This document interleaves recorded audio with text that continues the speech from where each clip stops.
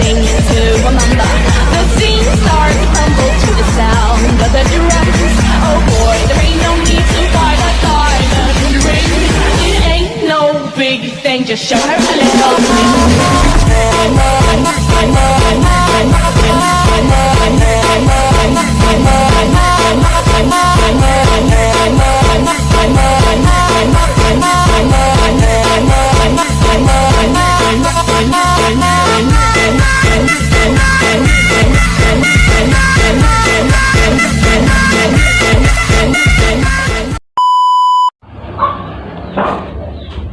Ya, konflik yang pertama adalah konflik antara Palestina dan juga Israel. Dimulai pada pertengahan abad ke-20, terutama setelah pembentukan negara Israel pada tahun 1948. Konflik Palestina dan Israel adalah konflik yang berkelanjutan antara bangsa Palestina dan Israel atas wilayah di Timur Tengah, khususnya wilayah yang disebut tepi barat, jalur Gaza dan juga Yerusalem. Konflik ini melibatkan pertempuran politik, agama, dan juga teritorial yang kompleks, dengan akar masalah yang meliputi klaim sejarah, identitas nasional, hak atas tanah, dan juga keamanan. Upaya perdamaian dan penyelesaian konflik telah dilakukan tetap hingga saat ini. Kedua belah pihak masih belum mencapai kesepakatan yang berkelanjutan. Lalu yang kedua adalah konflik Syria atau Suriah. Konflik Syria atau Suriah mendapatkan kemerdekaan dari Prancis 28 September 1941. Sejak tahun 1970 sampai tahun 2000, Suriah dipimpin oleh diktator Hafez al-Assad dan digantikan oleh anaknya bernama Bashar al-Assad yang memerintah dengan cara menindas setiap bentuk perlawanan. Konflik diawali oleh grafiti di dinding sekolah yang bertuliskan As-Sahab atau Eskat el-Nizam, yang berarti rakyat ingin menyingkirkan rezim. 15 siswa yang dianggap bertanggung jawab ditahan dan disiksa, sehingga menimbulkan kemarahan dan memicu demonstrasi besar-besaran. Lalu menolak kepemimpinan Presiden Bashar al-Assad. Aksi demonstrasi ini ditangkap oleh pemerintah dengan menggunakan kekuatan militer. Melalui Dewan Keamanan PBB tahun 2011, Amerika Serikat memberikan sanksi terhadap Suriah, tetapi mendapat tentangan dari Rusia dan juga Cina. Lalu yang ketiga adalah revolusi melati di Tunisia. Tahun 2010 sampai 2011 di kawasan Timur Tengah, di kalian pergolakan politik yang Palestina dikenal dengan sebutan revolusi melati. Tujuannya untuk menumbangkan penguasa yang dianggap diktator. Revolusi diawali di Tunisia yang dengan cepat menjalar ke negara-negara lain yang menyebabkan terjadinya ketidakstabilan politik.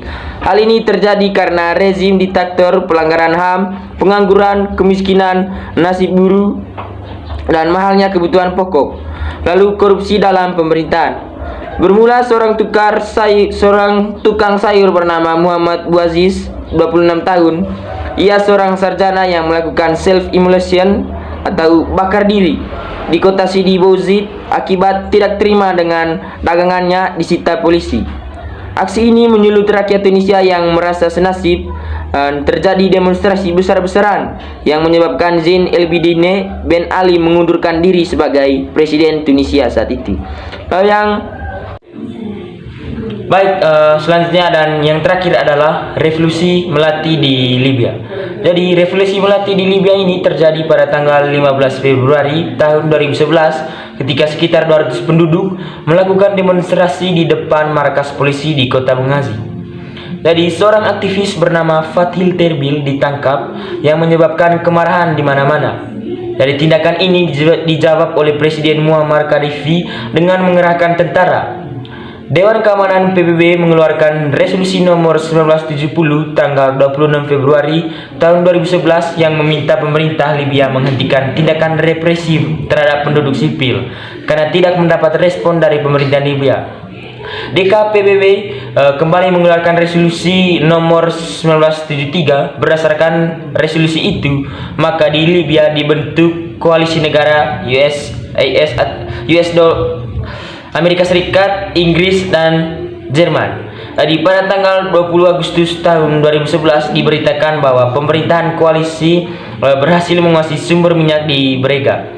2 hari berikutnya, rakyat Libya melakukan perayaan kebebasan bersama dengan jatuhnya kota Tripoli. Keberadaan Muammar Gaddafi tidak diketahui hingga saat ini.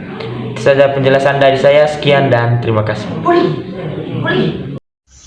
Ya. Konflik di Asia Tenggara.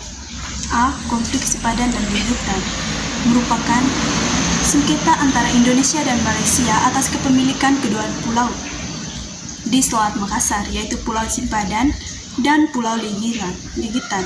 Berawal pada tahun 1967 ketika dalam pertemuan hukum laut antara kedua negara yang secara bersamaan menghakimi Simpadan dan Legitan ke dalam wilayah.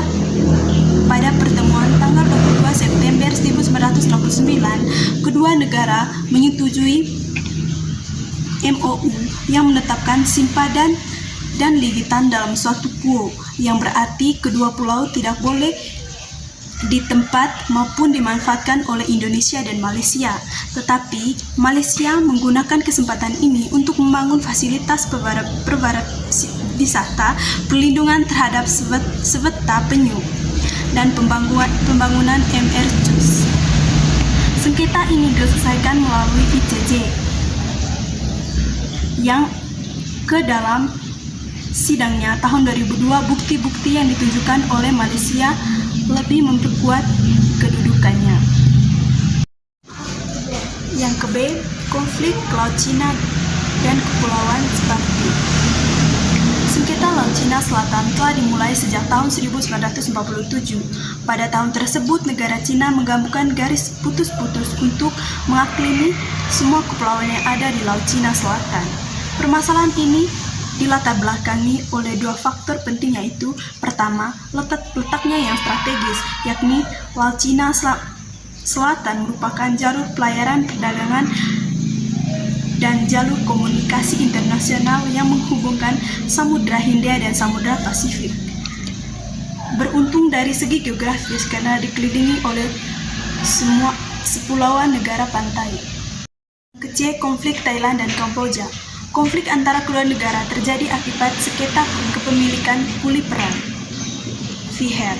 Kuli ini terletak di antara distrik Kom, Kesten, Kamboja dan distrik Kantrek, Thailand. Pada tahun 2008, kuli panggilan abad ke-11 ini dimasuk ke dalam daftar budaya dunia oleh UNSCO. Hal ini disebabkan gembira oleh rakyat Kamboja, disambutkan gembira oleh negara Kamboja, tetapi justru memicu masalah bagi Thailand akibat terjadi kontrak senjata.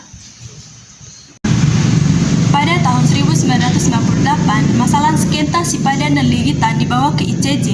Kemudian pada hari Selasa 17 Desember 2002, ICJ mengeluarkan keputusan tentang kekuasaan sengketa kedaulatan Pulau Simpadan Legitan antara Indonesia dengan Malaysia. Hasilnya, voting di lembar itu, Malaysia dimenangkan oleh 16 hakim, sementara hanya satu orang yang berpihak kepada Indonesia. Dari 17 hakim itu, 15 merupakan hakim tetap dari ML, sementara satu hakim merupakan pilihan Malaysia dan satu lagi dipilih oleh Indonesia. Baik, selanjutnya saya akan menjelaskan konflik Asia Selatan yang dibagi menjadi dua konflik pada saat itu. Yang pertama, konflik Kashmir antara India dan Pakistan. Faktor yang menjadi pemicu adalah masalah agama, yaitu penduduk yang beragama Islam di Pakistan dan pemeluk agama Hindu di India. Di samping masalah pembagian wilayah, terorisme, dan nuklir. Konflik semakin kuat dengan munculnya kelompok militan Kashmir yang menentang segala keputusan pemerintah Hindu India dan menuntut kemerdekaan Kashmir dari India atau bergabung dengan Pakistan. Pada tanggal 5 Januari tahun 2004, dimulai usaha perdamaian antara Perdana Menteri India, Vajpayee, dan Presiden Pakistan, Pervez Musharraf. Kedua pemimpin menyepakati untuk memulai dialog menyeluruh. Hingga sekarang, ketegangan antar kedua negara belum didapati titik temunya. Yang kedua, Perang Saudara di Sri Lanka merupakan bekas jajahan Inggris. Mayoritas penduduknya beragama Hindu. Memperoleh kemerdekaan pada tahun 1948, konflik ini terjadi antara etnis Sinhala dan minoritas Tamil. Bermula pasca kemerdekaan, etnis Tamil bergeser kedudukannya oleh etnis Sinhala. Tahun 1970-an, muncul gerakan separatis Tamil yang terkenal dengan nama Gerakan Pejuang Pembebasan Masan Tamil atau Liberation Tigers of Tamil Eelam yang memiliki persenjataan kuat. Tujuannya untuk membentuk negara merdeka. Konflik ini telah menewaskan puluhan ribu penduduk sipil. setengah juta penduduk mengungsi. Konflik mereka mereda ketika Presiden Rajapakse mengakhiri operasi militer terhadap LCCA. Perang Korea Utara dan Korea Selatan juga dikenal sebagai Perang Korea terjadi dari tahun 1950 hingga 1953. Korea Utara didukung oleh Uni Soviet, sementara Korea Selatan didukung oleh Amerika Serikat. Perang ini dimulai ketika Korea Utara yang didukung oleh Uni Soviet dan Tiongkok menyerbu Korea Selatan pada tanggal 25 Juni 1950. Pada saat itu, Korea Utara yang dipimpin oleh Kim Il-sung menyerang Korea Selatan tanpa peringatan dengan tujuan untuk menyatukan semenanjung Korea di bawah rezim komunis.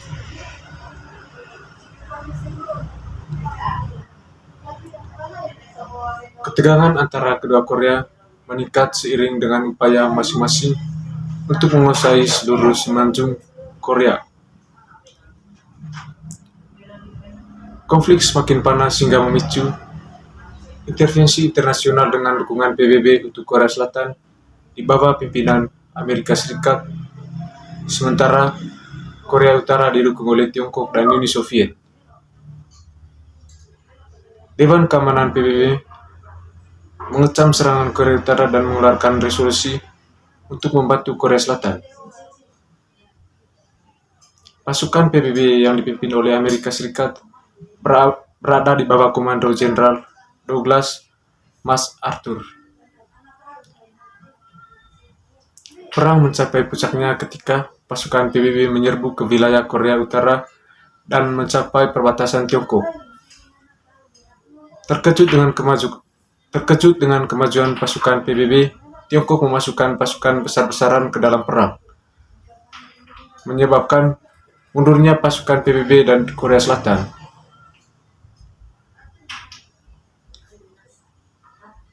Perang Korea berlangsung dalam keadaan panas selama beberapa tahun dengan pertempuran sengit di seluruh semenanjung Korea.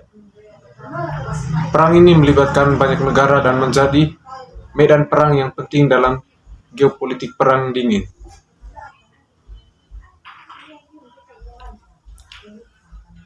Setelah negosiasi yang panjang, gencatan senjata ditandatangani pada 27 Juli 1953 di Kaesong, yang akhirnya menjadi bagian dari Korea Utara setelah sebelumnya merupakan teritorial Korea Selatan. Selain gencatan senjata, kedua Korea sepakat atas pembentukan sebuah wilayah perbatasan yang berfungsi sebagai zona penyangga. Wilayah tersebut dikenal sebagai zona demilitarisasi atau demilitarisasi zone. Perang Korea berakhir tanpa adanya perjanjian perdamaian formal, sehingga Korea Utara dan Korea Selatan masih dalam keadaan perang teknis. Perang ini meninggalkan kerugian besar dalam korban jiwa dan infrastruktur, serta memperkuat pembagian politik dan ideologis antara dua Korea yang bertahan hingga saat ini. Yang berikutnya, konflik Tiongkok dan Jepang. Konflik Tiongkok dan Jepang terjadi akibat sengketa kepulauan Senkaku yang pada awalnya kelima gugusan. Pulau itu tidak berpengaruhi. Pada tahun 1885, pada zaman restorasi Meiji, pemerintahan Jepang melakukan survei yang hasilnya pulau-pulau tersebut dinyatakan tidak ada pemiliknya.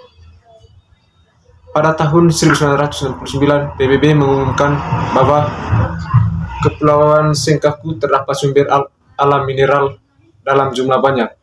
Akibatnya, Cina menjadi tertarik.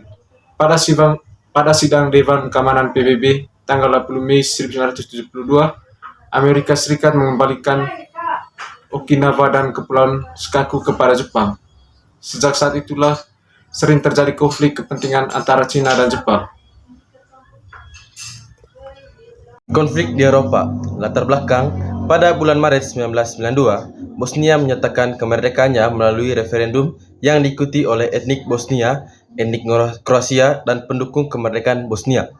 Pada April 1992, Organisasi Uni Eropa mengakui kemerdekaan Bosnia yang disusul oleh Amerika Serikat. Namun, kemerdekaan Bosnia ini diboikot oleh etnik Serbia. Kemerdekaan ini juga dianggap tidak sah karena pemerintahan Yugoslavia menolaknya.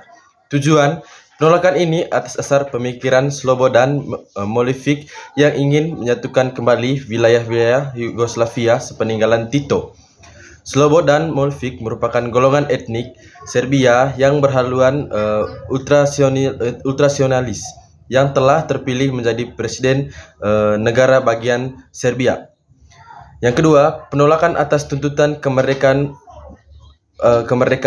Bosnia juga direspon oleh pemerintah Yugoslavia dengan mempersenjatai orang-orang Serbia beserta para milisi yang tinggal di Bosnia untuk menguasai sepenuhnya tanah Bosnia. Perang antara etnik Bosnia dan Kroasia melawan Serbia pun akhirnya tidak dapat dihindari. Yang pertama itu konflik Bosnia dan Herzegovina. Bosnia dan Herzegovina atau cukup disebut Bosnia merupakan sebuah negara republik di semenanjung Balkan. Negara Bosnia didiami oleh 3 kelompok etnik utama, yaitu etnik Bosnia, Serbia, dan Kroasia. Negara Bosnia merupakan bekas wilayah dari negara Yugoslavia yang dipimpin oleh Josip Broz Tito. Sejak peninggalannya Presiden Tito pada tahun 1980, negara-negara bagian Yugoslavia mulai terpecah dan menuntut kemerdekaan. Salah satu wilayahnya adalah wilayah Bosnia. Konflik Nagorno dan Karabakh. Nagorno-Karabakh merupakan wilayah di kawasan pegunungan Kaukasus yang diapit oleh Laut Hitam dan Laut Kaspia. Nagorno-Karabakh menjadi wilayah yang dipersengketa oleh negara Armenia dan negara Azerbaijan. Nagorno-Karabakh terletak di wilayah strategis karena merupakan jalur darat yang menghubungkan kawasan Timur Tengah dengan Eropa Timur. Pegunungan Kaukasus juga menyimpan kekayaan barang tambang, salah satunya minyak. Konflik merebutkan wilayah Nagorno-Karabakh muncul ketika Mikhail Gorbachev kala itu menjadi Presiden Uni Soviet pada tahun 1995 dan mengeluarkan kebijakan Glasnost dan Perestroika. Salah satu kebijakan tersebut yaitu Glasnost memuat adanya kebebasan pada masing-masing wilayah Uni Soviet untuk menentukan masa depannya sendiri. Armenia dan Azerbaijan pun akhirnya memerdekakan diri dan menjadi negara berdaulat. Akibatnya, muncul perang perebutan wilayah Nagorno-Karabakh antara negara Armenia dan Azerbaijan secara garis besar. Perang tersebut terbagi dalam 2 fase, yaitu fase pertama 1988 sampai 1991 dan fase 2 1992 sampai 1994. Yang terakhir, konflik di Ukraina. Ukraina merupakan salah satu negara bekas pecahan Uni Soviet yang berada di kawasan Eropa Timur.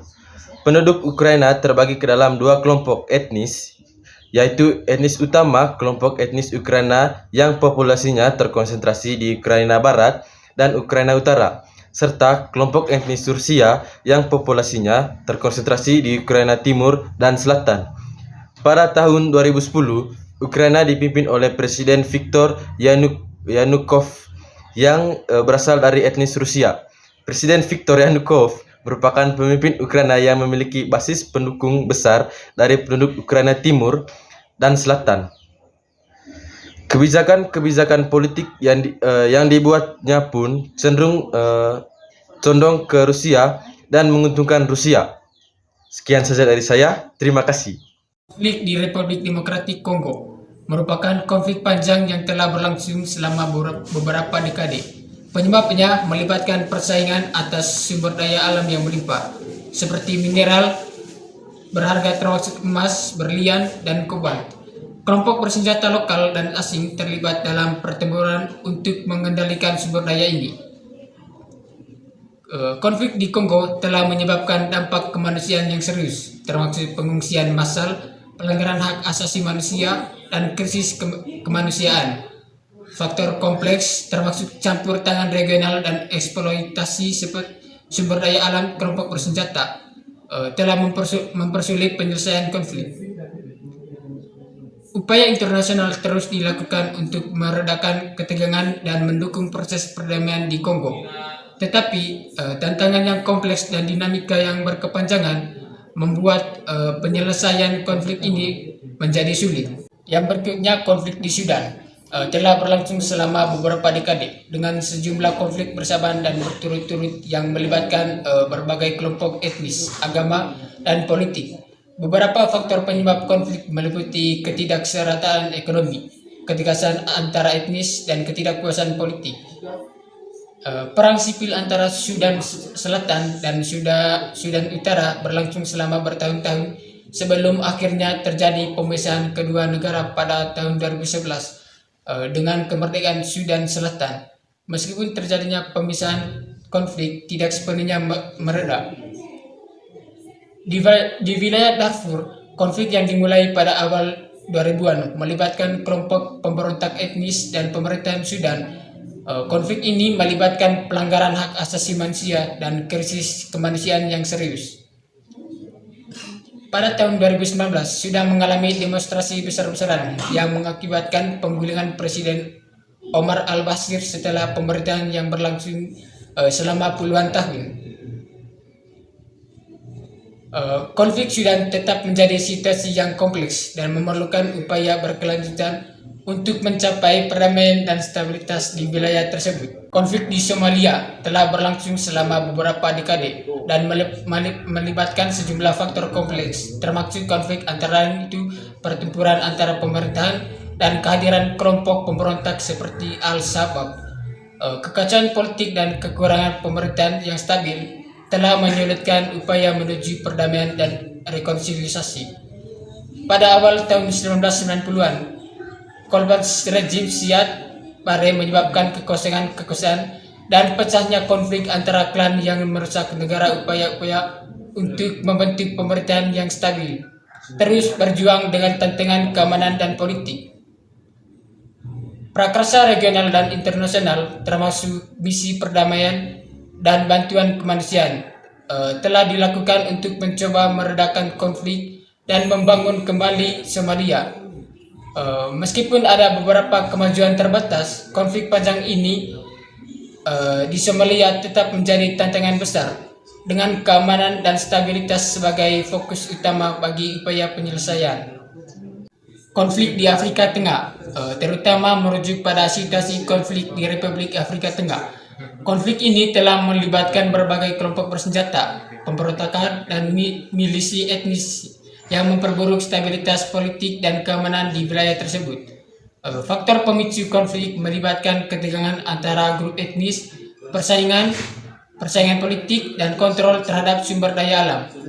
Kelompok-kelompok bersenjata sering kali terlibat dalam pertempuran untuk mendapatkan kekuasaan dan kendali atas wilayah atau sumber daya ekonomi. Konflik ini telah menimbulkan dampak kemanusiaan yang serius, termasuk pengungsian massal, pelanggaran hak asasi manusia, dan krisis kemanusiaan. Upaya internasional termasuk campur tangan PBB dan upaya negara-negara tetangga telah dilakukan untuk mencoba meredakan konflik dan mendukung proses perdamaian di Republik Afrika Tengah. Meskipun ada beberapa perbaikan dan inisiatif untuk meredakan ketegangan, situasi konflik di Afrika Tengah tetap kompleks dan memerlukan upaya berkelanjutan untuk mencapai stabilitas dan perdamaian yang berkelanjutan. Selanjutnya, saya akan menjelaskan konflik di Amerika Latin. Yang pertama, konflik di Kolombia. Kolombia merupakan sebuah negara di Amerika Latin yang terletak di wilayah paling utara. Kolombia sejak dahulu dikenal sebagai negara yang sering disebut juga negara yang berkonflik bersenjata, bahkan hingga kini masih sering terjadi. Konflik bersenjata di Kolombia berawal sejak tahun 1920-an, dimulai dengan gelombang protes dari para petani lokal akibat buruknya kondisi petani selama bekerja di ladang para tuan tanah. Para petani menghimpun massa dan kekuatan untuk melancarkan aksi protes dengan membawa paham perjuangan sosialisme dan komunisme. Para simpatisan dari kiri tersebut kemudian membentuk Partai Sayap Komunis Kolombia atau disebut dengan PKK dan menjalin kontak dengan misili-misili petani Kolombia. Munculnya PKK sering memunculkan gesekan politik dengan partai-partai yang memiliki ideologi berseberangan, khususnya partai konservatif. Pada tahun 1964, pemerintah Kolombia melakukan penyerangan ke markas misili petani di Kolombia Selatan atas dukungan kubu partai konservatif dan juga negara Amerika Serikat. Atas penyerangan ini, para misili petani dan simpatisan yang berideologi sosialisme komunisme menyatukan kekuatan dan membentuk kelompok Bloc Sur atau Blok Selatan yang kemudian bertransformasi menjadi Forces Armadas Revolucionarias de Colombia atau disebut dengan PARCS, yaitu bersenjata bersifat Kolombia Tentara Rakyat. FARC merupakan kelompok bersenjata yang memperjuangkan pendirian pemerintah komunis dan memperjuangkan nasib para petani Kolombia. Selanjutnya, saya akan menjelaskan konflik di Amerika Latin. Yang pertama, konflik di Kolombia. Kolombia merupakan sebuah negara di Amerika Latin yang terletak di wilayah paling utara. Kolombia sejak dahulu dikenal sebagai negara yang sering disebut juga negara yang berkonflik bersenjata, bahkan hingga kini masih sering terjadi. Konflik bersenjata di Kolombia berawal sejak tahun 1920-an, dimulai dengan gelombang protes dari para petani lokal akibat buruknya kondisi petani selama bekerja di ladang para tuan tanah.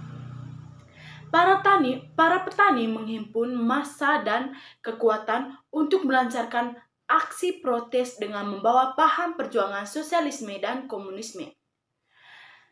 Para simpatisan dari kiri tersebut kemudian membentuk Partai Sayap Komunis Kolombia atau disebut dengan PKK dan menjalin kontak dengan misili-misili petani Kolombia.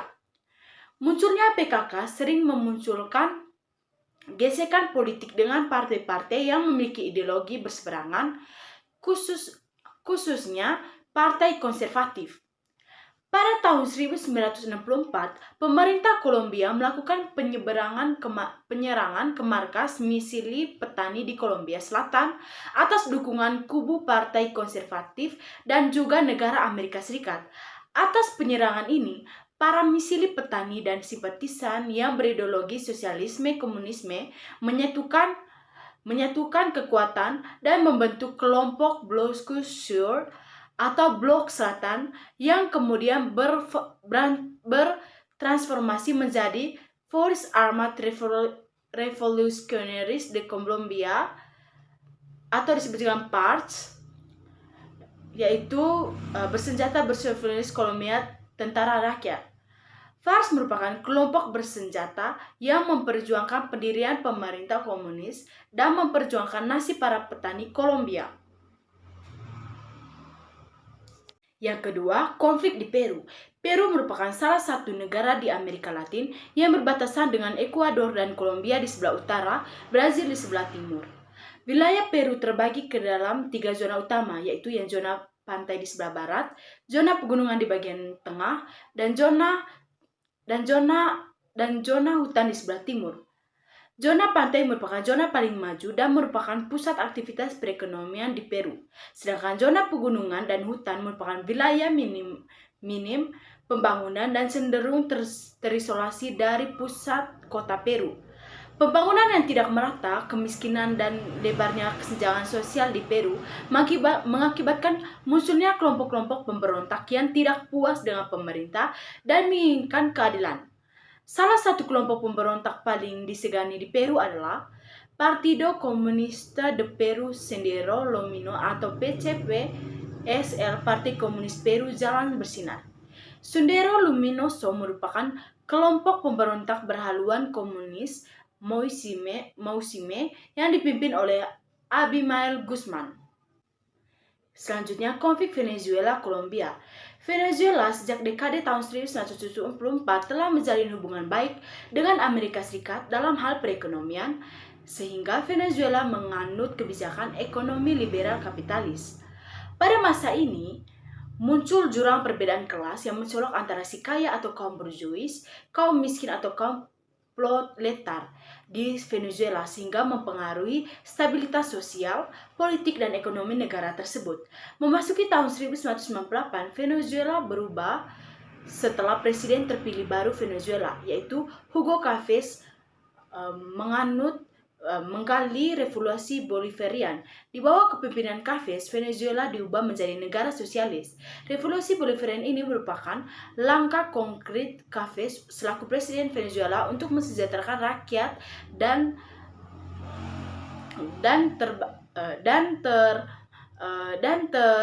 terbebas dari jerat neoliberalisme yang ditanamkan oleh Amerika Serikat.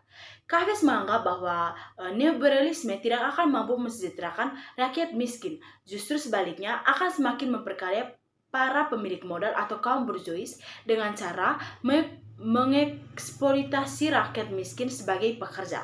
Sekian dari kelompok kami, terima kasih.